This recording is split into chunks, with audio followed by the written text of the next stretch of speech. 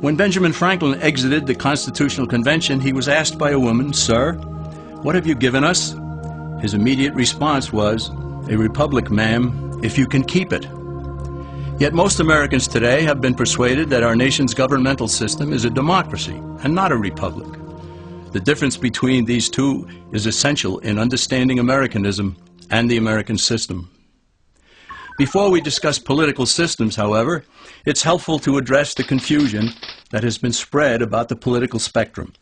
Many have been led to believe that the political spectrum places groups such as communists on the far left, fascists or dictators on the far right, and political moderates or centrists in the middle. However, a more accurate political spectrum will show government having zero power on the far right to having 100% power on the far left. At the extreme right, there is no government. The extreme left features total government under such labels as communism, socialism, Nazism, fascism, princes, potentates, dictators, kings, any form of total government. Those who claim that Nazis and fascists are right-wing never define their terms. This amounts to spreading confusion. Toward the middle of the political spectrum can be found the type of government limited to its proper role of protecting the rights of the people. That's where the Constitution of the United States is. Those who advocate such a form of government are really constitutional moderates. So let's analyze the basic forms of government.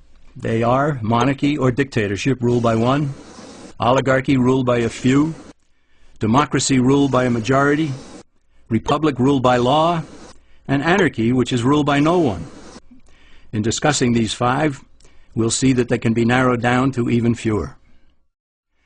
Looking first at monarchy or dictatorship, this form of government doesn't really exist in the practical sense.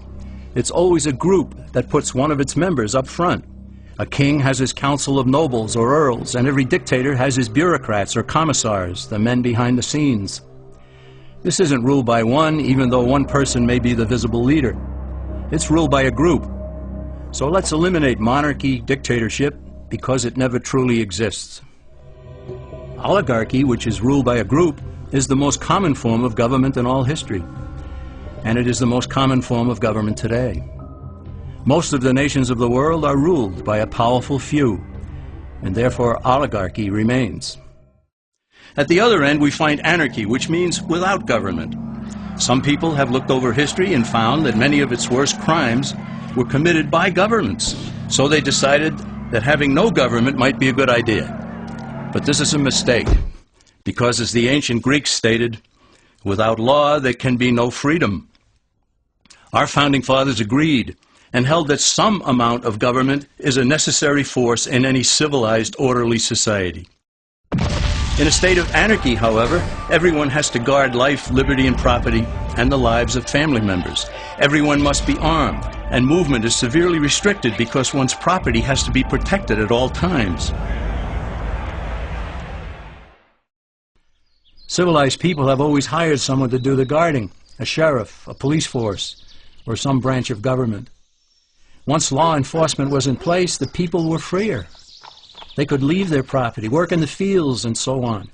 In short, the proper amount of government makes everyone freer. There are some who advocate anarchy, however, not because they want no government, but because they don't like what they have. They use anarchy as a tool for revolutionary change. The condition of anarchy is very much like a vacuum where something rushes in to fill it. These calculating anarchists work to break down the existing government with rioting, killing, looting, and terrorism. Tragically, the people living in such chaos often go to those best able to put an end to it and beg them to take over and restore order. And who is best able to put an end to the chaos? The very people who started it. The anarchists who created the problem then create a government run by them, an oligarchy, where they have total power. This is exactly what happened in Russia that led to Lenin taking total power, and in Germany where Hitler's brown shirts created the chaos that brought him to power. But anarchy isn't a stable form of government. It's a quick transition from something that exists to something desired by the power-hungry. It's a temporary condition, and because it isn't permanent, we eliminate it as well. The word democracy comes from two Greek words, demos, meaning people, and kratein, meaning to rule. Democracy, therefore, means the rule of the people, majority rule. This, of course, sounds good, but suppose the majority decides to take away one's home, or business, or children. Obviously, there has to be a limit. The flaw in democracy is that the majority isn't restrained. If more than half the people can be persuaded to want something in a democracy, they rule. What about republic? Well, that comes from the Latin, res meaning thing, and publica meaning public. It means the public thing, the law. A true republic is one where the government is limited by law, leaving the people alone. America's founders had a clean slate to write on. They could have set up an oligarchy. In fact, there were some who wanted George Washington to be their king. But the Founding Fathers knew history, and they chose to give us the rule of law in a republic, not the rule of a majority in a democracy. Why? Let's demonstrate the difference in the setting of the Old West. Consider a lynch mob in a democracy. 35 horseback riders chase one lone gunman. They catch him, and they vote 35-1 to hang him. Democracy has triumphed, and there's one less gunman to contend with. Now consider the same scenario in a republic. The 35 horseback riders catch the gunman and vote 35-1 to hang him. But the sheriff arrives, and he says, "You can't kill him. He's got his right to a fair trial." So they take the gunman back to town. A jury of his peers is selected, and they hear the evidence and the defense, and they decide if he shall hang. Does the jury even decide by majority rule? No, it has to be unanimous, or he goes free. The rights of the government aren't subject to majority rule, but to the law. This is the essence of a republic.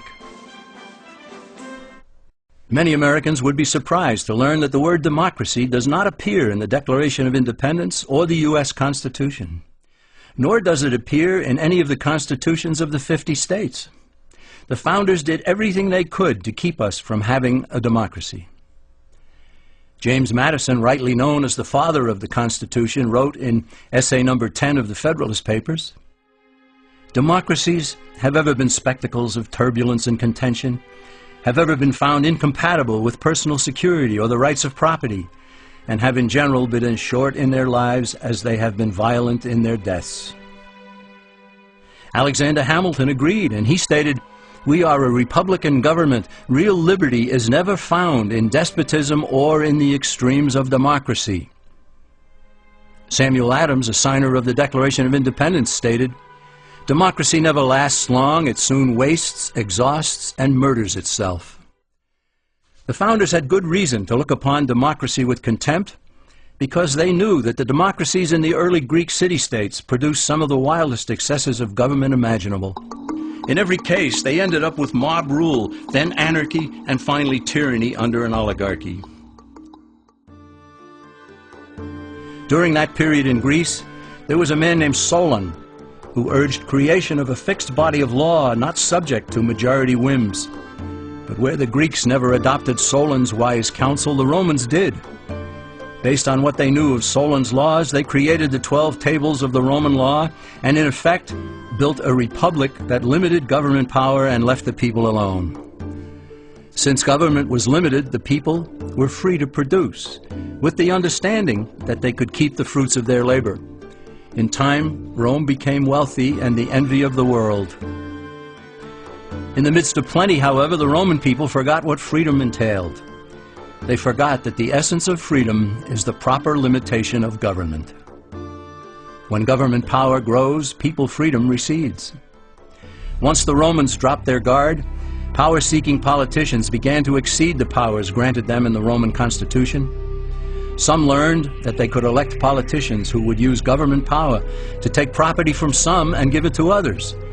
Agriculture subsidies were introduced, followed by housing and welfare programs. Inevitably, taxes rose and controls over the private sector were imposed. Soon, a number of Rome's producers could no longer make ends meet, and they went on the dole. Productivity declined, shortages developed, and mobs began roaming the streets, demanding bread and circuses from the government. Many were induced to trade freedom for security. Eventually, the whole system came crashing down. They went from a republic to a democracy, and ended up with an oligarchy under a progression of the Caesars.